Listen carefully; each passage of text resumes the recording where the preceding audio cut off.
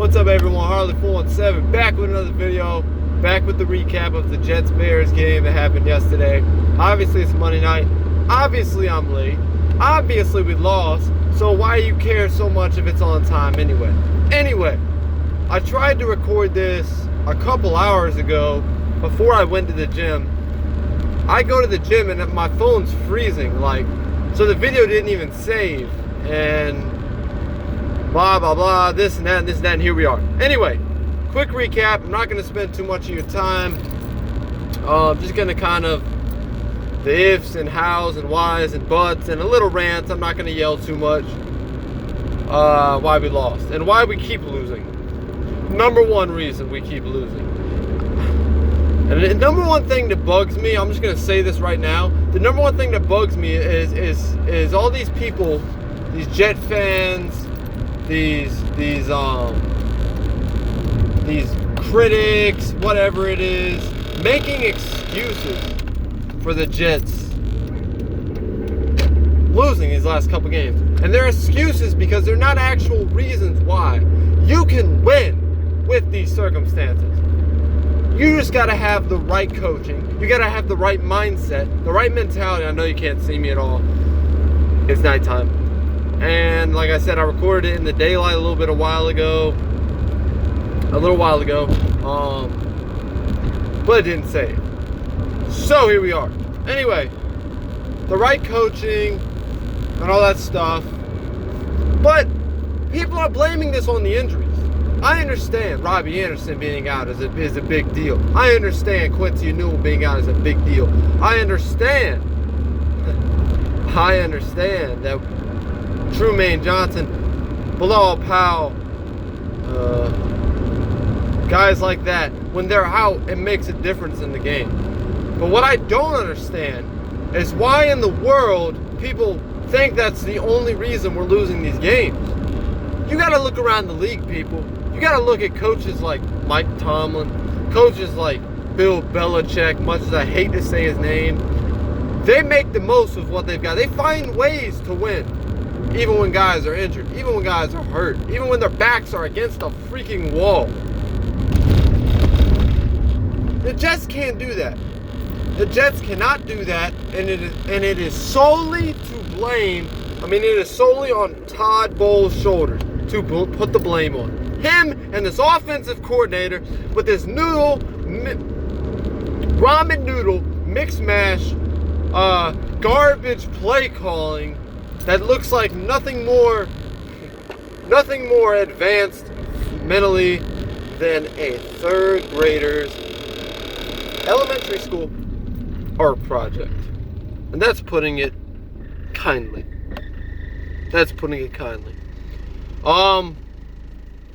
That just basically summed it up. Great win for the Bears.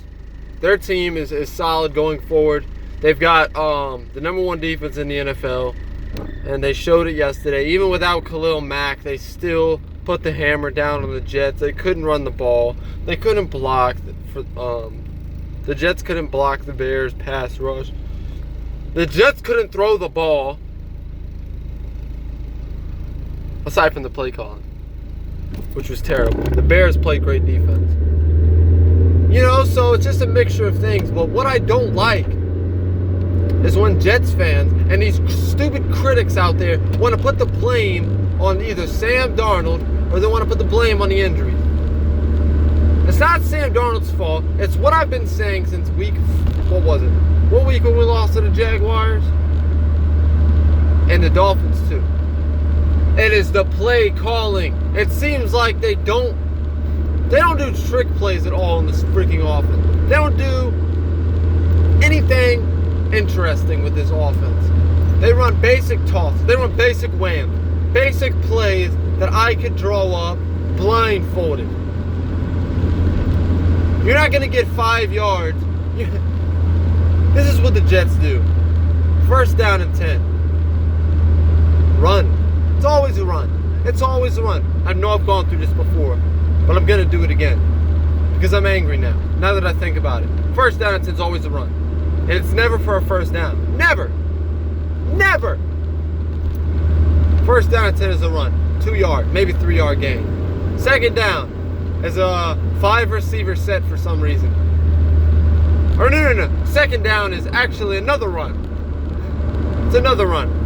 The other direction. No yards gained on the play. Or if they gain yards on the play, they gain 7. They gain just enough to where it becomes third down, and then they get a 5 receiver set. Out of all plays in the freaking book to call on 3rd and inches or 3rd and 1, you've got 5 receivers on the football field. Like you're running a Hail Mary or something. You need 1 yard. 1 freaking yard. Jeez, man. You need 1 yard and you've got 5 receivers on. My God. So, and I'm actually kind of glad Robbie Anderson. No offense. Robbie's my favorite player. Anybody that knows me knows that Robbie's my favorite player on the offensive side of the football. But I'm glad they didn't have Robbie out there because he would have gotten hurt. Probably even worse. Because the Jets don't know how to use him all of a sudden with Sam Darnold. They are calling 2-yard checkdowns to a deep threat receiver or screen to a deep threat receiver the entire freaking game.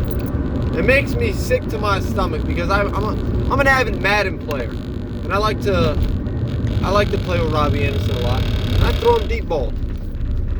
I throw it deep to him and everything. And so it really irritates me when I see him being underutilized like this. And then he gets injured. He was a fantasy stud last year with Josh McCown because Josh McCown used him right.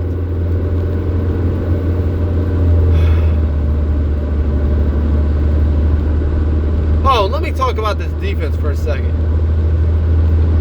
This superhero, super freak, young, talented, angry, nasty defense. From the line all the way back to the secondary, New Jack City, what they call it, has done nothing but impress me this entire football season. They've done a great job of keeping us in ball. And it's funny because a lot of people say, oh, well, the Jets suck. The Jets are terrible. Let me tell you something. If Sam Darnold had one good offensive lineman in this National Football League, and he had Tyreek Hill, and I'm trying to think. I don't want to use Gronkowski. I'll just say Kelsey. Travis Kelsey. If he had Kelsey, Hill, like some other young quarterback does, is thriving off of, not going to say any names, the Jets will be a playoff team. Right now they would be a playoff team. This defense that the Jets have is a Super Bowl ready defense, and I've been saying it for forever.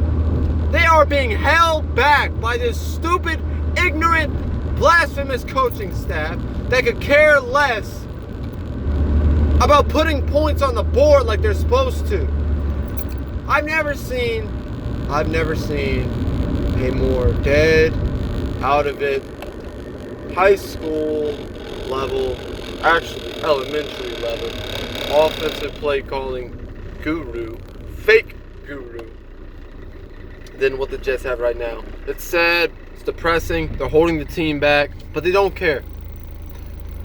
Jet fans, critics, if you want to put the blame on anything, put the full blame on the coaches. That's why we're 3-5. That is why we score what? 10, 17, 27 points in the last 2 games. The week before that, we scored 42. Think about it. So that's pretty much it for the video. We got Miami next at Miami, Hard Rock Stadium this Sunday, 1 o'clock. That's a huge game. Then we got Buffalo at our house, and then we got the bye week. I think we can win both of those games. The Jets get Tremaine Johnson and Robbie Anderson back this week. They should get Robbie back because I don't know why Robbie wouldn't want to come back anyway. He's going back to his home city of Miami, Florida. His hometown, home area and everything. Robbie's coming back. The Jets are going to be healthy again, at least for, a little bit. And you're playing a team that's lost 2 or 3 in a row. I think 2 in a row, the Dolphins. A team that's lost its rhythm. They don't have their quarterback on the field. I don't know if Tannehill will play in this game either. You've got to win this game, Jets. I don't care. I do not care how many excuses you have in the... You can use every excuse in the freaking book.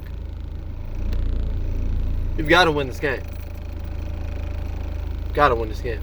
And you got Buffalo, who is just terrible. Just straight up, I mean, terrible. Awful on both sides of the football. You know, they have no defense. They have no offense. They have no coach that gives a crap. Their fans suck. So it's just like, the Jets, you've got 5-5 right in front of you. I'll tell you what, 5-5 going into the bye week right after that, where we can get healthy again, is an awful lot better than 3-7 going into the bye. Let me know what you guys thought about this game in the comments below. It took a whole lot longer than I expected, but I guess you can call it some rant now. Jets are now 3-5 in the season. Let me know what you guys think in the comments below. And as always, you heard it first. 24-10 loss from Harlan.